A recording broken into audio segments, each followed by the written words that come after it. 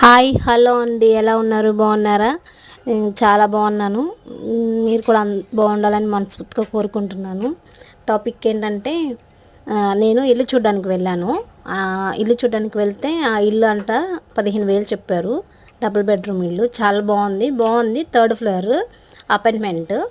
అయితే ఇల్లు చూడడానికి వెళ్ళిన తర్వాత వాళ్ళు అడిగారు, ఎంతమంది ఉంటారమ్మా అని అడిగారు. అడిగితే మేము 5గురు ఉంటామండి, పిల్లలు ముగ్గురు, మా ఆయన నేను అని అన్నాము. అంటే ఆవిడేమన్నదంటే ఇల్లు చూడడానికి వచ్చాం, అంటే చూసుకున్నాం అన్నీ అయిపోయాం కదా, అడ్వాన్స్ ఇవ్వడానికి కొంచెం టైం పడుతుంది కదా అన్నీ ఆవిడ అడుగుతుంది కాబట్టి నేను సమాధానం చెప్పాను.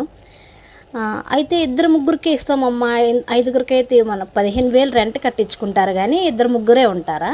పిల్లలు మిగతా వాళ్ళు నేను ఎక్కడ పెట్టాలండి? ఇది ఎక్కడ న్యాయమండి? చెప్పండి మీరే. అస్సలు సొంత ఇల్లులు ఉన్నారు కానీ ఏంటో వాళ్ళు చెప్పిన రూల్స్ అన్నీ పాటించాలి.